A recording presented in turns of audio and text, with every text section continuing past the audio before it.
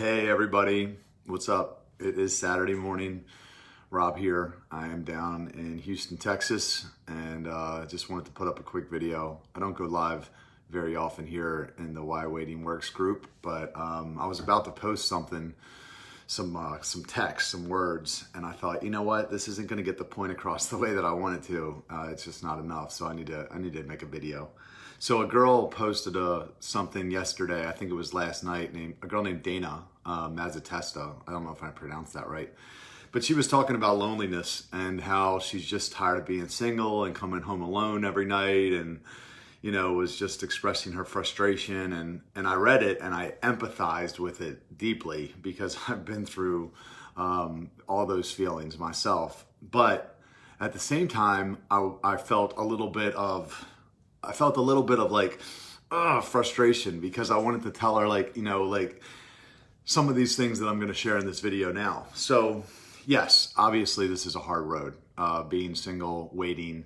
It is the right thing, absolutely. I was reading some of the comments actually below her comment, and I was seeing how many people are going through this exact thing. They're feeling lonely. It's Friday night, it's Saturday night, they're staying in every night. They're like, one person said, I've been waiting 22 years, and single. And I'm like, I get it. I've been, single a long time myself, and for the last 8+ years, single and sex-free outside of two mishaps on mistakes on 2 separate nights. But other than that, pretty much in the same boat. But I will say this, there was a great book I read a while back called Think and Grow Rich, and there was a quote in it that it has always stuck with me, and it says, every adversity has the seed of an equal or greater benefit.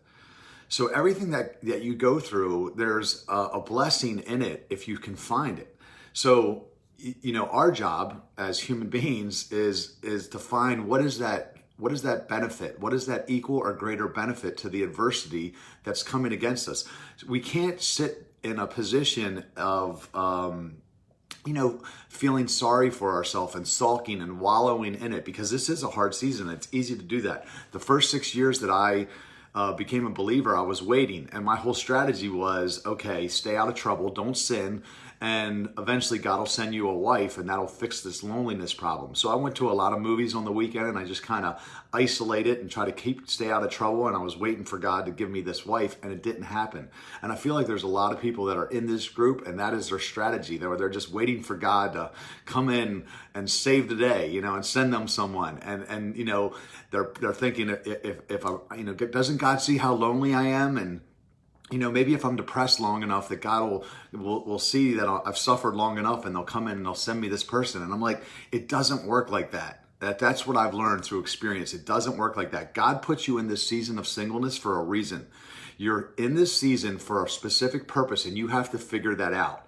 So what I would ask everyone that's struggling in this group, I'd ask them the same 4 questions. Are you in a faith community? Do you have a great church that you belong to, that you go to every Sunday? If the answer is yes, my next question is, are you in a small group? If you're not, find a great small group, one that you love going to. Don't get in the first one, but get in one that you love going to. The third question I'd ask you is, are you on leadership at your church? Are you doing something? Are you volunteering? Are you giving back?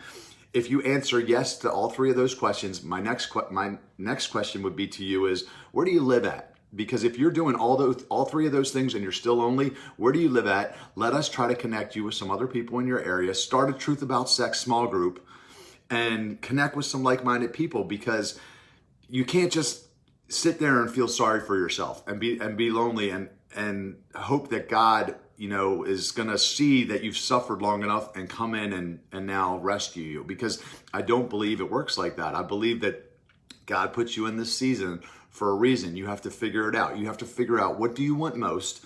That's when my life started to change. In 2011, when I rededicated, I realized that this isolation thing wasn't a long-term strategy, that wasn't going to work.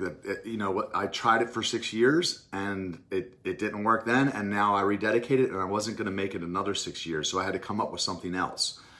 So what I decided to do is I started meeting with a life coach, and I figured out what I really wanted, what my purpose was. And I started working my ass off towards those things, 15 hours plus a day, because I didn't have a girlfriend. So I didn't have any reason not to work. And what I did was I formed a great community. I started City Fam. I wrote a book. I did a small group. Now I'm getting ready to go on tour. All those were direct blessings because of God put me in this season of singleness. So I had to find that though. So I had to get out of my first mindset. My first strategy was to isolate, wait, suffer, be lonely. I was depressed, felt like an alien in the world. I figured sooner or later, he's not gonna let me live like this forever. And it lasted 6 years. We can't, I hate to use this word and it's gonna sound a little careless, but we can't manipulate God like that. We can't just be like, okay, well, I'm going to sit here, and if I'm depressed long enough, he'll have to move, or he'll feel sorry for me and he'll send someone. No, he gave you this. This is a blessing. The season you're in is a blessing. You have to figure out why you're here and why you're in this season, and then work your ass off. So everything that we do, that I do, that I'm part of in City Fam, and is to help you do that. So when we do retreats like this workshop, like Stop Dreaming, Start Creating, that is for you to help you figure out what you want most, so you can use this time, the season of your life, and make it the most productive season of your life. When I look on Eventbrite and I only see 11 people have registered for the workshop, I think to myself, how are these people complaining? Because if you this is the best time of your life, the most productive season, where you can take all that time, all that sexual energy, and put it into yourself. So if you're meeting with a life coach and you already know what your purpose is, and you're working your ass off, and you have a great church, and you've cultivated a community of people, and you're in a small group, then great, you're doing the right thing. Keep going. But if you're not doing those things and you're complaining and you're saying, I'm so lonely, and I've been sitting at home, every Friday and Saturday night for, 8 years or 15 years or 20 years. And, that's not the right path. You have to figure out every adversity has a seed of an equal or greater benefit. What is it? What is yours? It's not going to be the same as it is for me. Yours is going to be completely different. God has you in this season for a specific purpose, and you got to figure it out. If you have a life coach, great. A good life coach will help you figure it out. If you can't afford a life coach, register for the workshop. It's $149. And then figure out what it is that you want most. You might say, oh my gosh, I've been wanting to write a book, and it was deep down in me, and I just kind of figured it out. Great, write that book, because now you're single and you got the time to do it. We have Truth About Sex small groups, we have a curriculum. I'll give you the curriculum if you DM me. All you got to do is message me and say, look, I'd like to start a group. I'll give it to you for free. But you have to work. You can't just sit there and wait. When I talk to people that are depressed or addicted to drugs or alcohol, and I'll ask them these questions: are you going to the gym? Are you volunteering? And are you going to church on Sundays? If you're not doing those 3 things over and over, don't complain. Because that's what it takes to beat depression, and that's what it takes to beat addiction. So you can't just sit around and be like, I don't know why I want to drink all the time. Get off your butt, go to the gym, volunteer once in a while, go to church on Sundays, and do it over and over. And that'll keep you sober, and it'll help with the depression. I'm not going to say it's going to fix it completely, but it will definitely help. So you have to put in the work, So I don't know. I empathize, trust me, I do, because I do all the things and I still struggle, but it's enabled me to get to this point, figuring out what I want most, and then working really hard toward it, using this time, because I know I'm not always going to be single. I'm not going to be single for the rest of my life, I believe. Sooner or later, my situation is going to change, and I'm going to look back on this season. I'm going to be like, I made the most of that time, because eventually I'm going to have to worry about someone else's happiness. And I won't be able to work 15 hours a day, but I will have used this 8 years, this season, as productively as possible, because now I've done a lot of things, and that's what I'm suggesting for all of you to do. So if that means registering for the retreat, the workshop that's coming up next weekend, do it. It's there. It's $149. We kept it super cheap so that we can help you. Or maybe it means finding a great faith community, getting into a small group, getting on leadership, starting the Truth About Sex group, adding your name to the map so we can connect you with other people. We are doing everything on our end as intentionally as possible to give you all the tools so you can succeed. But you have to put in the work. I love what TD Jakes says, is God never made a table and chairs. He makes trees. He gives us the opportunities, and then he gives the tree to us, and it's up to us what we create with that thing.